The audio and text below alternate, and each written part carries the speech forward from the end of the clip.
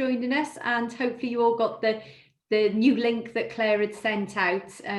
Typical usual end of the week technology problems, but hopefully anyone else will pick up the link and join us a bit later. So I think we were hoping to get about 40 people who had registered for the event, so we may get some people joining in the next couple of minutes. But there's definitely a lot of familiar faces on here, but people I haven't met before. So for anyone that doesn't know me, I'm Jo Lovell, and I've been working with the community-led housing team for probably about 2 years, but been with the centre for the last 8 years, and co-managed the programme with Dave. So really it's just a quick welcome to the first network meeting of the year. Great to see so many people on it. I think if we kind of do a quick reflect on last year, it was a strange year for everyone, some difficult times for a lot of people. We took everything the programme did and had to put it onto an online platform, and we tried to reach out to as many stakeholders in the community-led housing sector as we could to find out what you wanted from us. And one of those things were to have regular networks to kind of keep you all talking to each other, whether you're living in schemes, whether you're developing schemes or new to the movement. So we've been holding those throughout last year, and this is our first one of 2021. So let's hope it's a really positive start to the new year, and I'm really looking forward to see how some of your ideas and your schemes progress over the next 12 months with the support of the team. So lovely to see you all. And I did see Arvon, who I haven't seen for a long time. So hi, Arvon. You've dropped off my screen, but hello again. And I'm going to hand over to Claire now, who's going to run the meeting. Hey, hi all. I hurriedly sent out a new link, so I don't know what went wrong today, but hopefully everyone's able to join us. So thank you for coming today. I'm just going to share my screen, so hopefully this will work. It's like a long time since I've done anything like this. That's what happens when you have 2 weeks off for Christmas. Yeah. Go to the beginning. So thank you everyone for coming today. It's nice to see such a good response to the network invite at the beginning of January. I know it's not the best month, is it, January? But I'm going to try and be brief because we've got someone speaking from a scheme today, and we want to concentrate on hearing from you as well. So hopefully this all goes to plan. So it's fair to say that many of us are happy to draw a line under 2020, but this doesn't mean that it was without any success at all, despite what a difficult year it was. There were still plenty of positives for us to take from it. In the community-led housing sector in Wales and for communities, the Communities Creating Homes team, as we've reflected on the past year, the resilience and adaptability of how groups have continued to develop community-led housing schemes and how we work to help that be realised is evident. And this network in particular has allowed us to bring together a diverse range of people interested in community-led housing from across the country. And that's above and beyond what we would be able to do in a single face-to-face network meeting. We also held the very successful online festival about community-led housing in Wales and linked that to the regeneration of towns, villages and communities. And I think as we continue to endure and recover from the coronavirus pandemic, that theme of regeneration is going to continue to be a priority, and community-led housing continues to play a part in that. And we will be building on what we did during the community-led housing festival as well. We've also created new resources and tools, including our planning guide for community-led housing, that we developed in partnership with Planning Aid Wales, and these resources can be found on our website, and they continue to be important as we work remotely for the time being, and we'll share the link to that after the network meeting as well. And finally, we're continuing to put into practice our training as accredited community-led housing advisors, which includes refining our processes and resources to fit the needs of anyone who wants to develop community-led housing, and not just those who want to develop, but those in established schemes as well that also need support. So on to this year, hopefully this will work. No, bear with me and I'll move to the next slide. Does that work? Yeah. So what have we got in store for 2021? So following a successful marketing campaign that brought us into 2020, we've looked at refining our messaging for a new campaign to raise awareness about community-led housing starting over the next few weeks. The message that we really want to put across in this campaign is that community-led housing is not just about where you live, the type of house you live in, or even how much it costs. It's about how you live, building communities that care and support about one another and making a difference to the wider community around you. So what else are we looking at? We're finalising recommendations from our research into the experience of existing community-led housing schemes during the coronavirus pandemic. The recommendations from this include using this research to influence policymakers and stakeholders to support new schemes as well as existing schemes due to the proven resilience, health and well-being benefits of community-led housing residents. And one of the things that we've been talking about a lot as a team recently is making sure there's an even playing field for everyone who lives in community-led housing. There's so many benefits to community-led housing. No one should ever miss out on any support that they need because there's not an understanding of what living in community-led housing means in the wider community. So that's that is a focus for us at the moment as well, and we've been having discussions about that. So our monthly networks are going to continue as a way to share information and support each other and make new connections between developing and existing schemes and our stakeholders as well, because we know it's not just people who are looking to develop community-led housing, those living in community-led housing who attend this network, but it's also stakeholders as well, people from local authorities, housing associations, and it's really great to have that wide mix of people.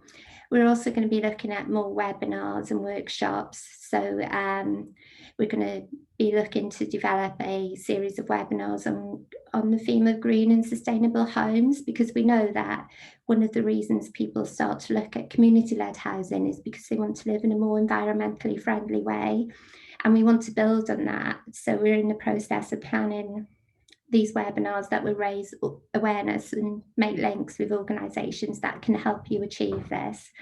And we're also developing workshops based on the RIBA plan of work or build stages and linking them to the support we provide as a project. So that ranges from creating a vision to designing your community to actually living in it and enjoying it. And CLH Fest 2021 is never far from our minds, because we're all about celebrating the benefits of community-led housing and learning from what others have done. So we're going to be talking more about what the theme of CLH Fest 2021 will do, and also getting people involved from across the UK as well. So all of the details of what I've just mentioned, we're finalising at the moment. So that information will be on our social media and in our newsletters as well. So if you don't receive our newsletters at the moment, after this network, we'll be sending out our feedback form as normal, and there's space in there for you to put in your email address, and we'll make sure you're on our contact list. So just before that, I feel like I'm really rattling through this, but that's probably a good thing because we can concentrate on what you have to say then. I'm going to hand over to Cardiff Cohousing. But just before I do that, I wanted to give you an overview about the types of groups that we're working with at the moment and the potential number of community-led homes they want to create. So at the moment, we have over 50 active clients from all regions of Wales. Potentially, there's 451 community-led housing homes that could be created. And I actually worked out that if we continue at the same pace, that we'll have nearly 2,000 potential community-led housing homes this time next year. So I think that's a really massive achievement. And of course, all of those range across different models of community-led housing. So you've got different types of housing cooperatives, community land trusts, co-housing, one planet development schemes. And also we've had groups coming through that want to look at entering into a community-led housing framework where they currently live through tenant management schemes or right to manage initiatives.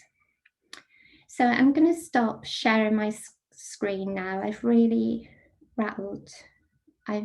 through that quite a lot. So I'm going to stop sharing my screen. I can't actually see anyone, so bear with me.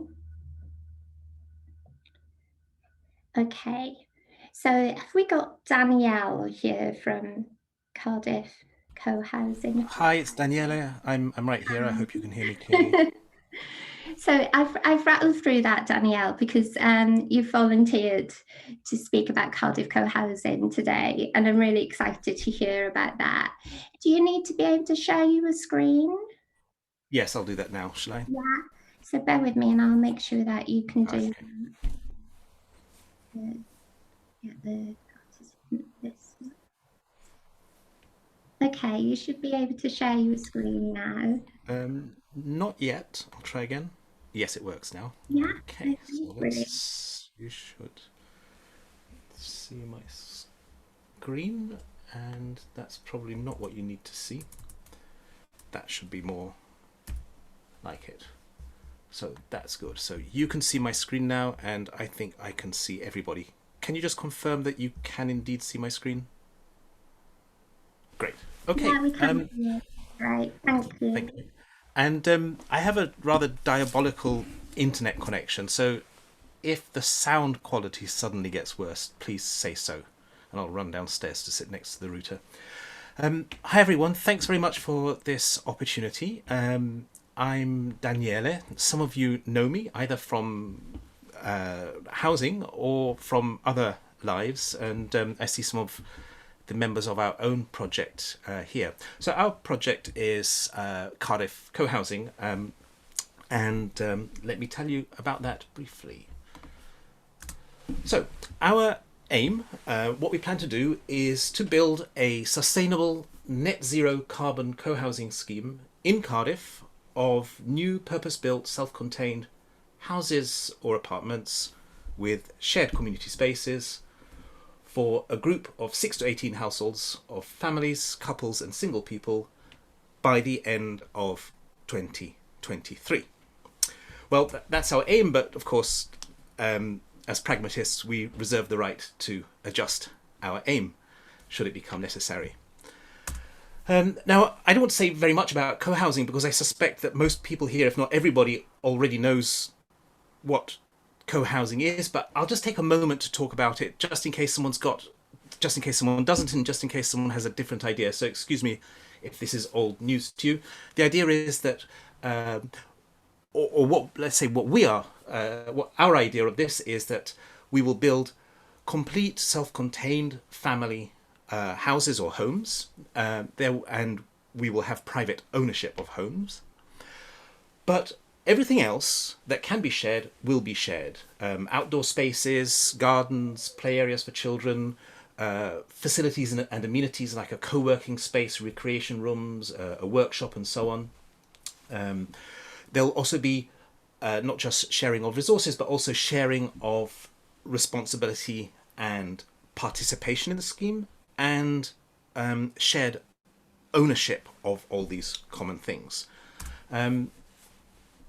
I have discovered that, as probably some of you have, that there's a lot of different understanding or misunderstanding of what co-housing is and isn't. We're not planning cohabitation where people live together. We're not planning co-living where a developer, for example, builds something and there are some facilities that can be shared. And we're definitely not planning a commune. But what we are aiming for is collective decision-making and stewardship, a scheme where people will be living together as neighbours, and the creation of an intentional community where the people who are living in it are living in it because that's where they wanted to live and how they wanted to live, and because the other people already in there wanted them to be in there too. This is our plan. So we hold regular meetings, we have conversations, we have some quite purposeful activity going on of organisation and planning and discovery. We have already formed a limited company. We're still recruiting members. We're still looking for suitable land, and we are still working on our business and financial plan. Once all those things are in place, the basic idea is that the company will purchase the land, will engage architects, builders and so on to build the things that we need built, and then the members will purchase their homes from the company. We've had a lot of help from the Self-Build Wales scheme, particularly from Timothy Mann and the Development Bank of Wales. And the Self-Build Wales scheme looks like it's going to be a way of unlocking one of the key challenges, which is that of finance, because they will provide a 75% loan to cover land purchase, 100% loan to cover development, and then loans don't need to be repaid until completion, until people move in. That's it. It's more complex than that, but that's it in a nutshell. And that's frankly a pretty amazing help up the ladder for a project like this.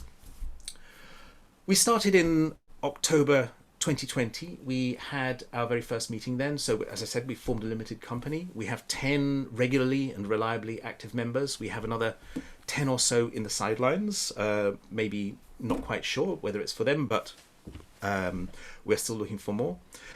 We have some banking frustrations. There don't seem to be any banks that are both accepting business applications and are not completely baffled by the concept of co-housing. So if anyone has any ideas on that, please tell me. That would be really good to know. And finally, we already had one disappointing but quite educational near miss when it came to buying something. So as early as November, we put in an offer on some land in Llandaff in Cardiff, and we prepared a pre-planning application for the council. This was part of the pre-planning application.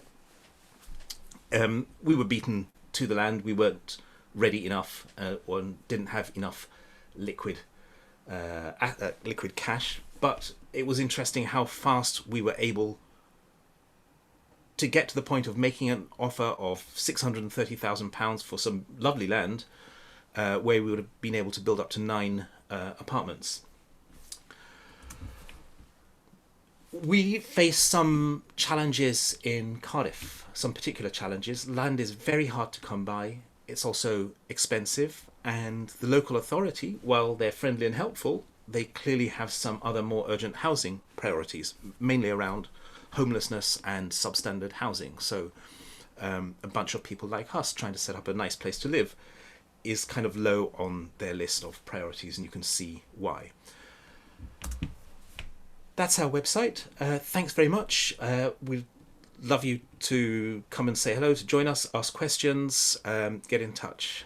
Thank you very much.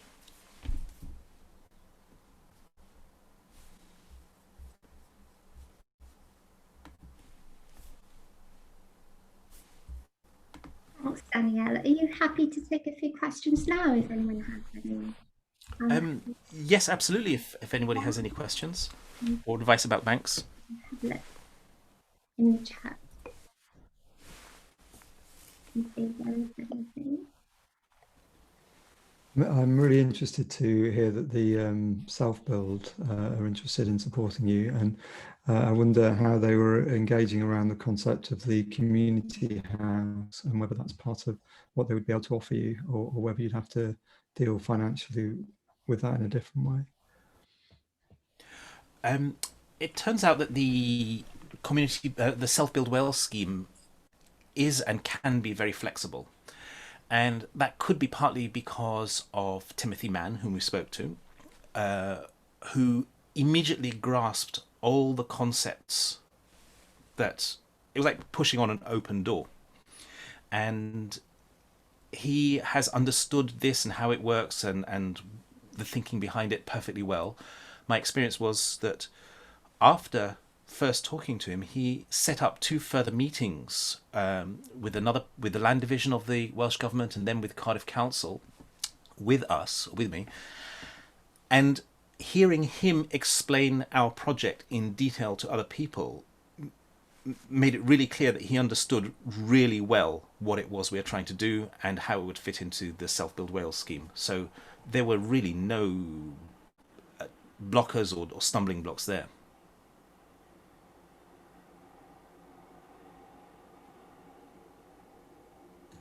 That's great, thank you. It's really, Self-Build Wales is something that we're looking more closely at as well. I don't know if Alan has anything to add.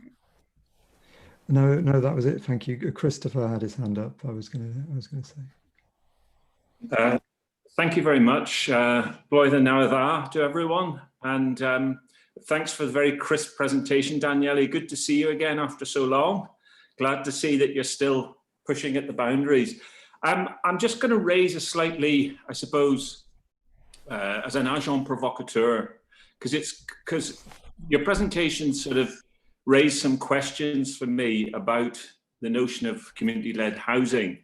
And I suppose at a time where communities are becoming more and more segregated in the sense of people sharing space with like-minded people. You know, when we look at what's happened in America and how people are starting to operate very much within their own information bubbles. I mean, I think the scheme you're proposing is fantastic, but it does raise the question about like-minded people getting together and linking themselves to their own set of values. You know, we're looking at communities now where they're becoming evened out in terms of in terms of wealth. So we have particular developments like in the Bay, for instance, where you have to have a certain kind of lifestyle and financial backing to be able to live in certain places. And we create these uniform communities. And I suppose, you know, while I think it's brilliant, your presentation, I'm, you know, really pleased to see this happening. I'm just kind of posing that question about, is it wise for us to surround ourselves with people who share the same values? And what does that do for how we engage with the people whose values we don't share? Well, that's a tricky question, and it's not just about values. When we held our first meeting, I was by some margin, I think, the youngest person in the group, and it is not my ambition in life to create a retirement community for middle-class white people, even though middle-class white people are some of my best friends. So that really is a challenge. We have it's better than that now. I don't know how we're going to solve that problem. I think it is a problem. I think one of the things that's important, I can't speak for other people necessarily in the group, but for me is that this should be an urban project. And the idea of creating a kind of gated community would be, well, it would be horrifying to me. I'm not interested in doing that. There's all kinds of classes of people, whether they're financial or social or ethnic classes, and even what we're doing already creates a financial class which is somewhat exclusive. So there are all these kinds of problems around it, and I'm not sure how we can resolve them. But at the same time, I feel if we can make some things a little bit better, that's also better than not making anything better. So yeah, everything is a compromise. And can I just chime in there as well? I think it's something we're aware of, the different perceptions as a project as well, that community-led housing can sometimes look like a pursuit of white middle class people, and we do have our priorities as a project are about looking at the affordable housing option, the benefits of the wider community as well, and we always advocate and encourage people to consult with the community around them. So it's not about people creating just insular communities of like-minded people, but it's about the benefit of the communities around them as well, and looking at the diversity issues, making sure that, you know, whatever your cultural background, any other diversity statistics that we want to throw in, that community-led housing is for everyone. And that's what we do. You know, we look at that a lot around our influencing work as well. I think there's a few people who have some questions. So Jackie from Bronclease has a hand up if she wants to come in. I know that they're very much about community engagement too. I wish you all the best in the world, Danielle. I hope all is successful, and I keep my fingers crossed for you. And if we can do anything in any shape or at all, please get in touch with us. We're Broncos Wellbeing. What I'd like to highlight is exactly what you've brought up there, is that actually our ambition is not for the white middle class, and in fact our area where we migrate masses of youngsters out of the area because there's no affordable homes and there's nowhere for those for the youngsters to remain for employment. So our wellbeing park that we're trying to establish is actually about affordable homes, and particularly about all age groups, people downsizing from the elderly people, but actually also particularly about youngsters having self-builds and affordable housing. I just wanted to say that I think that, you know, when we're talking about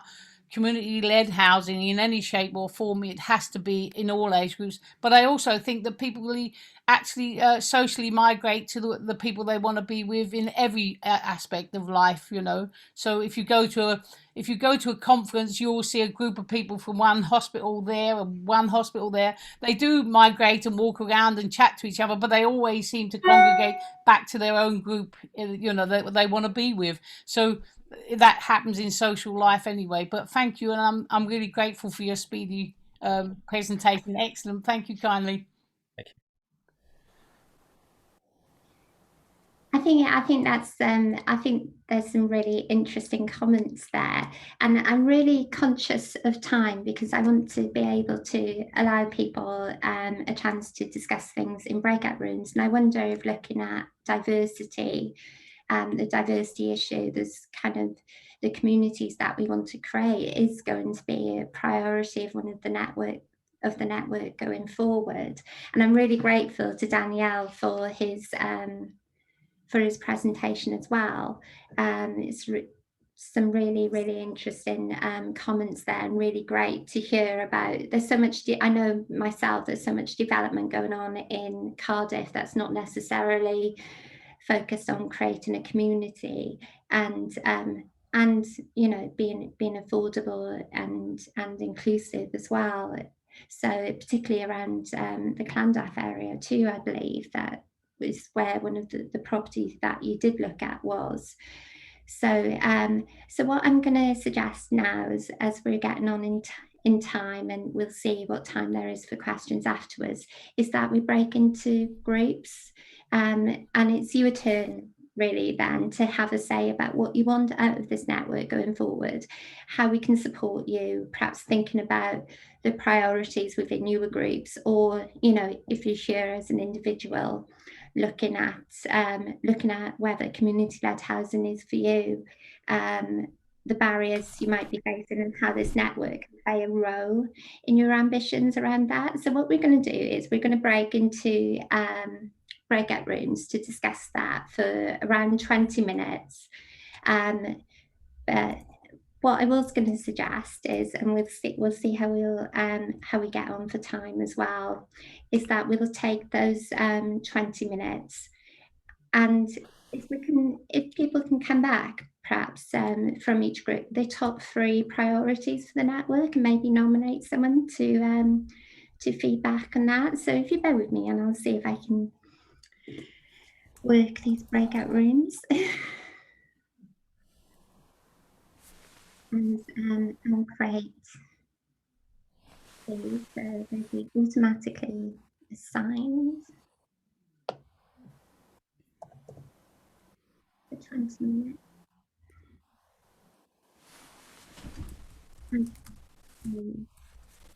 I'll open you get an option come up to go into the room, so I'll open those rooms now, and if there are more questions later on, hopefully we'll have time to address those as well. But I really wanted to allow people that time to kind of talk in groups and so on. I know it's an important aspect of what we do, so I'll just open those rooms now, and hopefully that works.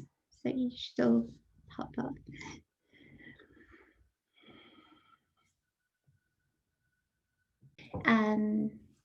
Yeah, I think so.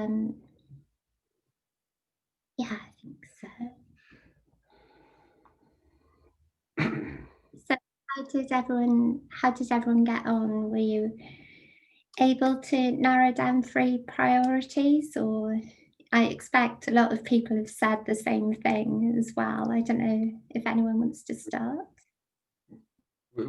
Shall I start, Claire? Yeah. We were in group 3 and we lost a couple of people. Danielle, I don't know whether he's still here from Cardiff.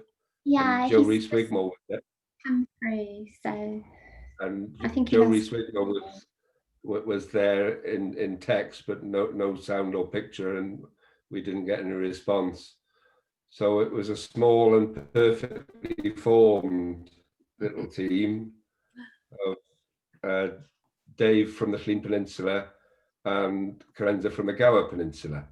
And our 3 priorities, or their 3 priorities, were to set up a network of people for support and willing to share information space, and whether that was a virtual library that people could access due to the technology that is emerging, they could look at that. There was a common theme around banking. Both of them were around very early days of setting up a co-op and becoming interested in it. And correct me if I'm wrong on anything, Carenza and Dave, I'm saying. We'll, at the centre, we'll look, see if Bank Cymru can do anything to help when they set up.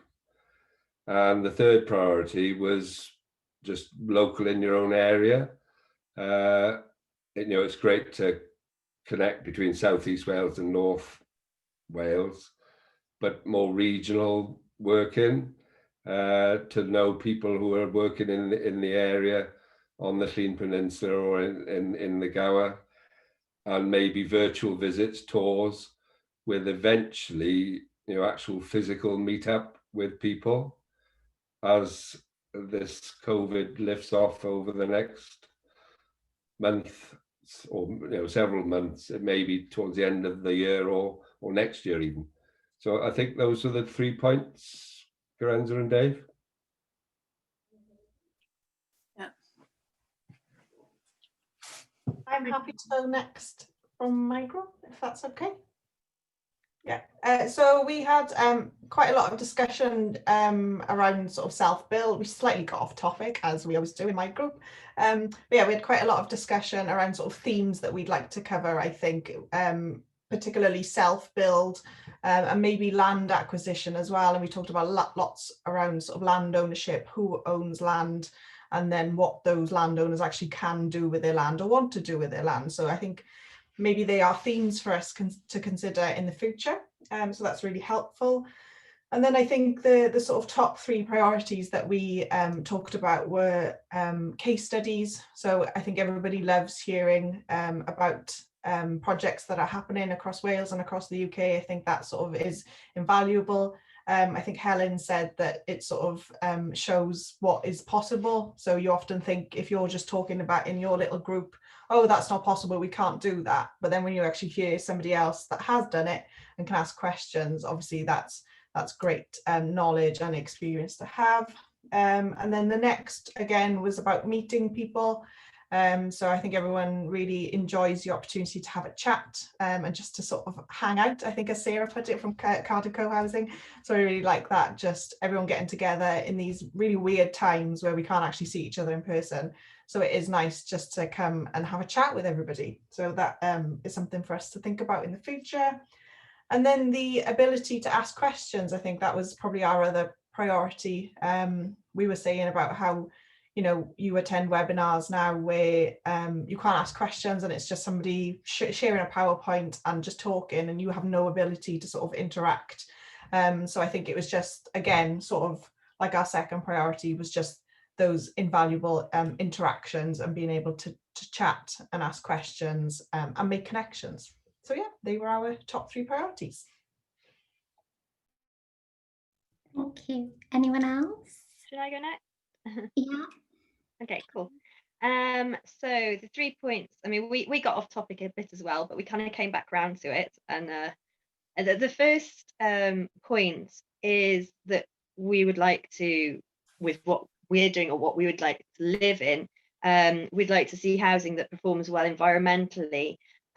But to go beyond that, we'd like to see local materials being used. You know, why import wood from Canada when we have forests here where we can use wood, local materials, but local contractors as well, you know, because we all felt that the key to supporting our communities is by keeping the money within our communities, you know, because that creates jobs, it allows young people to stay within communities, it allows people to be more affluent and abundant. So you know, maybe the co-op could, I don't know, maybe we could put together a database of Welsh building contractors, Welsh material suppliers, people like that. The other big subject that we've talked about inside and outside the breakout group was about diversity again. Maybe, you know, that some work could be done about that, maybe more ideas about how to include that. I mean, things we talked about were, you know, having projects where you could not only just buy or rent, but a mixture of different types of accommodation and things like that. So maybe, and I know there are case studies out there because we've looked at some of them already. So again, yeah, lots of case studies are great, showing models of what other people have done. I mean, I know some developments have retirement homes along with starter homes, and I think that would be a really good way of ensuring some degree of diversity. And also, I'd just like to say I think the co-op are doing brilliantly. We've had 2 meetings with Alan now for the Abu Dhabi project that we're just getting off the ground, and it's great. I really feel like you guys are holding our hands through the process, and so Alan's just sent us the email about getting signed up as a client and the next steps, and I feel like you're really mentoring and nurturing us. So more of that is great, because we've no idea what we're doing or where we're going, but obviously you guys do, and I just want to say you're doing a brilliant job, and yeah, let's have more of that, please. That's brilliant, thank you. Is there anyone else? Because I know we had 6 groups, I believe. So did anyone else want to? Next. Yeah, brilliant. Thanks, Beth. So we had quite a range in our group, which was wonderful, because I think when you start a project, you might not necessarily think about all the different ways that you can have community housing. So like a lot of the other groups, we said support and signposting with specific sort of legal, financial, professional guidance is really useful. Again, maybe if there's you do great resources, so maybe a resource with specific professional support would be great. Networking with other groups for friendship and solidarity. So just like this, just connecting with others, knowing that you're not doing it on your own, that there's other people that are crazy enough to start community housing groups. And also, like I said, we were such a range, it'd be really great to be paired up with a group that had done something similar to you, so that they could help guide you on your specific path. It's a bit like mentorship, case study type thing from relatable groups. Hope that makes sense. Thank you. That's brilliant. Thank you. I can go next. That kind of, I was having an idea the other day of having like a twinning sort of arrangement, like we used to have twinning towns. I don't know if that still happens. We could have twinning community housing projects. That would be quite good fun. So yeah, we had land acquisition as well. That was a major theme, as well as financing and funding. So yeah, workshops around those subjects would be really good. We also had a focus on nature and bringing that into community groups. So not just the environmental questions of timber resources and materials, but actually bringing nature into the housing projects and how to achieve that. So looking at that would be a great thing to do, and possibly looking at, again, at case studies where that's already happened. And then we had a suggestion of having kind of more practical additional sessions, looking on things that would be relevant to community housing groups, and following on from the Woodland network meeting that we had a few months ago, but setting aside extra time potentially at the end of network meetings or separately where a specialist comes in and shows people actually how to do it. I mean, that could obviously, be a whole weekend, but we'd have to tailor it to do an hour session or an afternoon or something like that. But I thought that would be a really fun way, and even we could do that over Zoom and then eventually do it together in a kind of more practical, hands-on kind of way, which would be fun. And then, yeah, we had a suggestion within that around doing things like biological surveys, which is actually something that probably all community-led housing groups are going to have to do if they're building new build. So I thought that made loads of sense. And then the other thing that came up was around transport as well. So having a session on transport and how that feeds into community-led housing, from bicycle paths through to how many car spaces you want, and then integrating with your local transport system, and how that might work in kind of more rural areas as well, where transport is potentially a bigger issue. And then we did have some conversation around self-build as well. So I think at some point it would be good to have a session on self-build and how the self-build fund works in relation to that.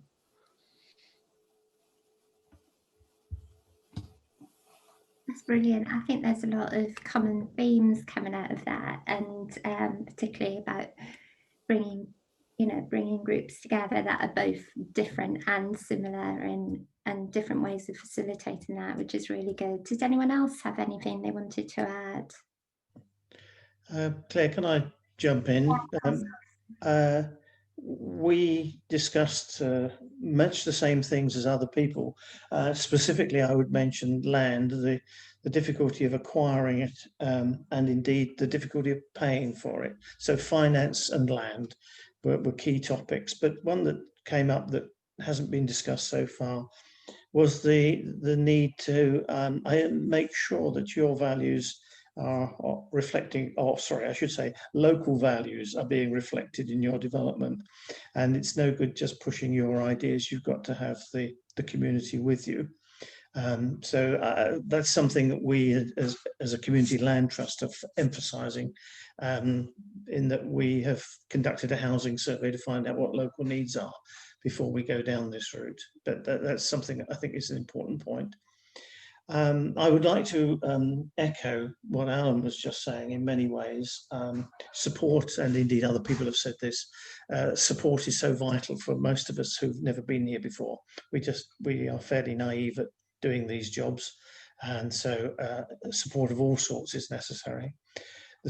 I noticed that you have a plan to do something on green technology, and I think that's terribly important. Practically everybody in my environment is keen to do something with sustainability and renewables, and to make sure that whatever we build is worthwhile for the future.